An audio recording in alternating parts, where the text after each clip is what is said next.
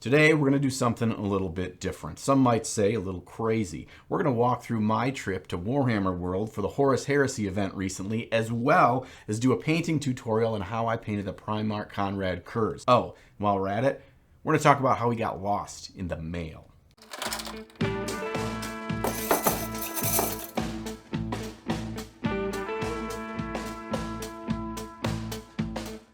Just a few weeks ago, Games Workshop threw a big event for the launch of the new edition of Horus Heresy, and as part of that event, they invited a bunch of content creators to come out and, in advance, paint armies and Primarchs to have on display for the event. They invited a couple of us ne'er-do-well Americans along for the ride, and while it was an amazing experience to see all the awesome things at Warhammer World, one of the things I loved the most was getting to meet face-to-face some of the friends that I've made along the way here in the hobby. Now, before we dig in too much to all the behind-the-scenes shenanigans that I got myself into while at Warhammer World, let's first turn back the clock a few months when I received this box in the mail. See, I was asked to paint a Primarch for the event, and of course, I picked the awesomest of all legions, Night Lords, and their Primarch, Konrad Kurz. I knew the model was going to be on display at Warhammer World, as well as grace the pages of Warhammer community with some professional pictures. So it's safe to say I felt a little bit of pressure to have a paint job that stood up. And I did freak out more than once in this process. The turnaround time from when I received the model until I needed to get it back in the mail to Games Workshop was fairly short.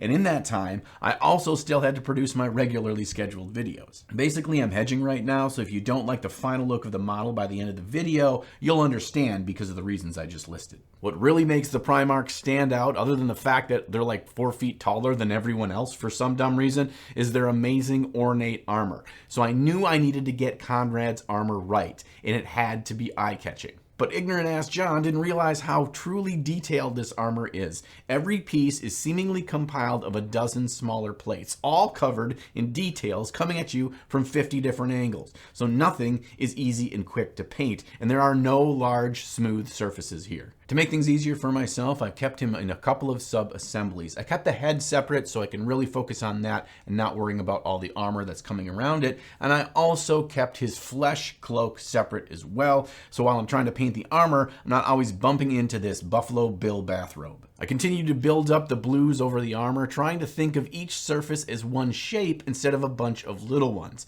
That makes deciding where to determine the light will hit much easier, and I found that I got a lot less overwhelmed in painting in this way. To me, it was important I kept the paint at a layer consistency throughout all the stages of painting the armor. I knew it was going to take a long time, and I wanted to see the results of jumping up to a brighter color quickly.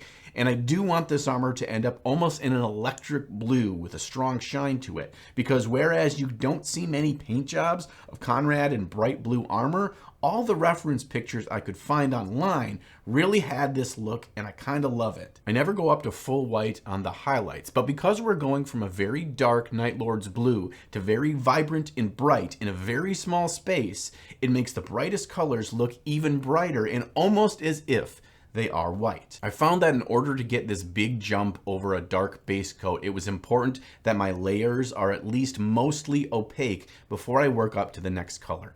Otherwise, the dark color underneath will dull down your highlights, and you won't get that striking final look of the bright, vibrant blue armor. All right, I need a mental break after reliving how long that took to paint that stinking blue armor, so let's head on over to my first impressions of Warhammer World. I walked on over the day before the Horus Heresy event just to check things out at my own pace and maybe do a little bit of shopping. And of course, I bought a few things. I got some Night Lord's dice, I got an Age of Sigmar cup, and I bought a book. Now, I hear what you're saying. John, don't you poo-poo over all of the Warhammer lore? Yes.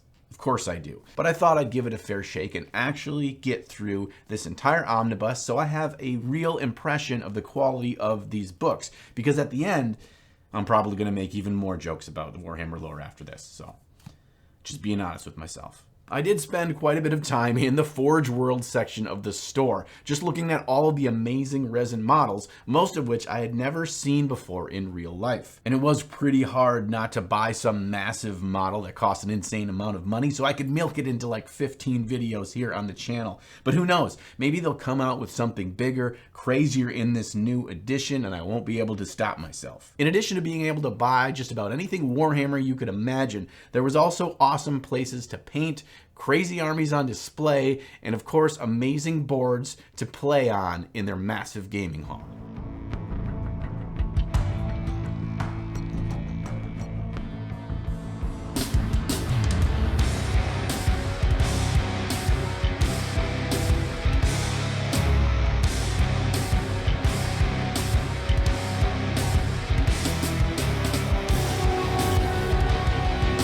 Oh, and there's also Bugman's, a thematic restaurant and pub that looks amazing. And actually the food was pretty darn good, which surprised me because in America, where we have these gaming halls with food there, the food is mostly garbo. When it comes to painting an obscene amount of gold trim on Konrad, I decided to go with metallic paint. Painting all this stuff would be a nightmare with NMM and take way too damn long. I also preferred this way because I can more tightly control the amount of shine and attention that the gold brings, because I really want the blue armor to be the main eye-catching thing. And if all these Bojangles are fighting for attention, then it's apt to turn the whole piece into a hot mess. To dull down the shine and accentuate all the crevices in the details, I mixed up an oil wash with sepia and burnt umber. I like this combo for golds because it's both dark and adds a nice warmth that really makes the gold have a rich tone to it. Plus, it's a really easy step that you can use whether you're painting a whole army or just one or two models. You just put it on, wait for it to dry a few minutes, and then come back with a Q-tip with a little bit of mineral spirits on it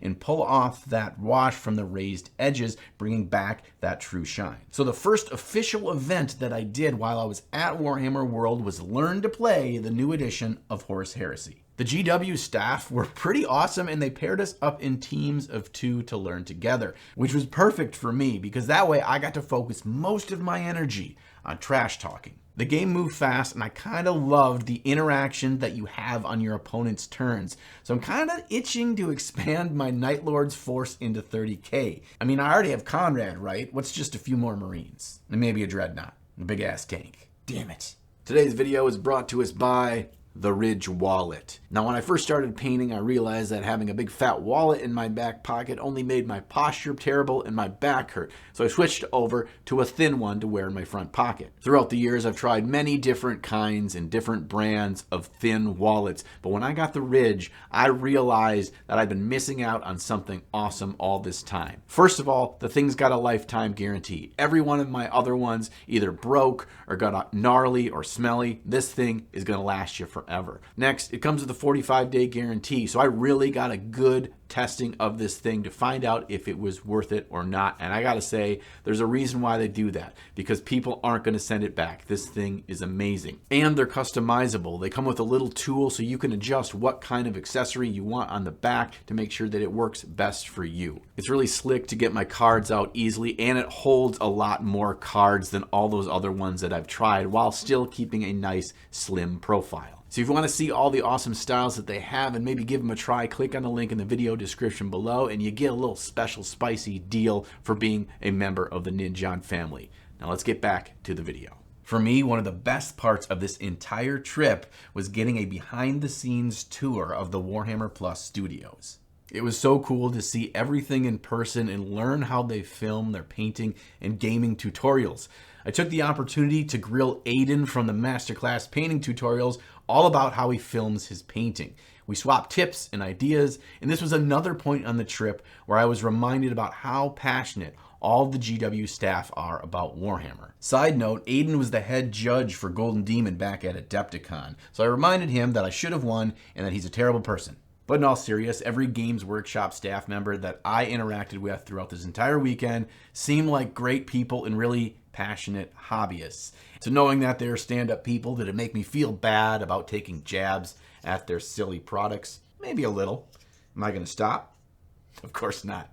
All right, back to Konrad. When it came to painting the loincloth and cape composed of human flesh, I realized that I didn't exactly know what those colors would look like. So I made the very poor decision of doing some Google image searching to try to figure out what this stuff would look like. I wouldn't suggest doing it. I started with a maroon color, thinking that this would be a great starting point for bloodied, dead, irritated skin. And then I built it up by mixing in Rakarth flesh for the highlights, which is a great dead skin gray kind of color, and it totally fits. But this doesn't exactly look correct, because as it ages, dead human flesh loses its color and its flavor, much like turkey cold cuts that have been sitting out on your counter for a couple of weeks. The dark areas where the blood settles and dries turns into an almost deep rusty brown color. So I went back in with some glazes of burnt umber in the shadows and bring in that tone. Pretty sure that my name is on some government watch lists now that I spent so much time searching on how to paint human skin suits effectively. Now it seems like a good a time as any to share the story of what happened to poor Konrad. At the big Horus Heresy event day, each of us content creators were there, along with what we painted, so everyone could check out all of the legions and chat with the artists. I mailed out Konrad to Games Workshop 2 weeks prior to the event via UPS 3-day international shipping. He did arrive in 3 days, and then he got stuck in customs. Apparently, they labeled him as artwork, and this seemed very, very suspicious. I like to think that there was a small secret room filled with British government agents inside, looking closely at Konrad and trying to determine if in fact real human remains were used to craft this cloak and loincloth. Regardless of the reason, Konrad never made it to the event. I wasn't sure if he was ever going to be released. Andy at Games Workshop was emailing and calling them every single day, the stand-up guy that he is, and he was hitting a brick wall at every turn, just like I was. At this point, I had basically given up hope that we'd never seen Konrad again and that our story here would end tragically. But just 3 days ago, I got an email from Andy saying that he was finally arrived at Games Workshop headquarters, and then he sent me these pictures. That's right. I thought there was no way he was going to actually arrive there in one piece. I assumed that he was going to be in a million pieces inside that destroyed box. But silly me for doubting the greatness that is the Primarch Konrad Kurz, for he was in one pristine piece. Even those tiny little lightning claws, each in an individual piece of resin the width of your fingernail, arrived in perfect condition. So after his glamour shots for the Warhammer community article, I'm hoping that they'll send him back in the mail to me, and at this current rate, I'll probably see him by Christmas 2024.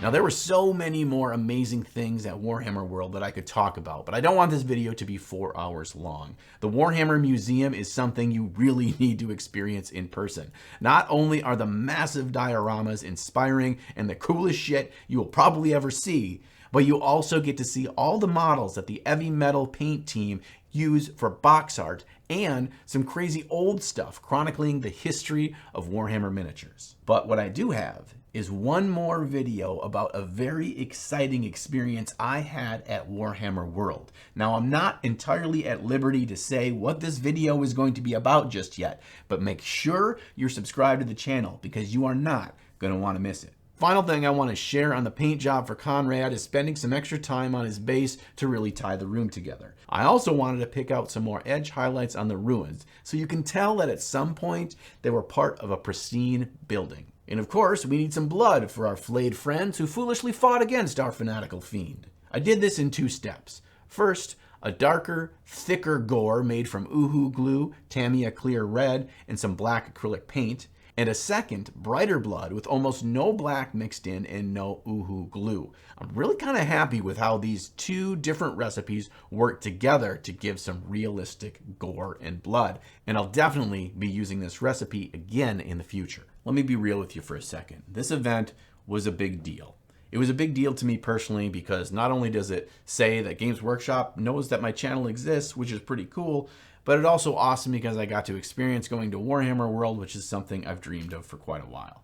But more importantly, I think from a big picture perspective, this was a landmark event. Historically, Games Workshop doesn't work real closely with content creators. We do our thing, they do theirs, but in reality, the more our communication lines can be open, the more we can work together, the more our voice as a community can be heard in making decisions that will impact the awesome games we love to play and the awesome models we love to paint, the better it's going to be for both of us as lovers of the game and creators of the game. So with that, thank you for joining me on Storytime with John today. I do recommend you do visit Warhammer World at least once in your life before you die. Now, speaking of good things to do before you die, if you want to support this channel to help me make more videos, there's a couple easy ways you can do that. First of all, you can check out all my links in the video description below and see some great discounts that you can get by buying your paints, your models, all the tools that I use regularly for the hobby at no additional cost to you, and I get a slight kickback. You could also join me and the rest of the Ninjon crew over at Patreon. Links for that are in the video description below as well. So if you check that out, you'll see all the awesome rewards that you get for hanging out with us over there, including access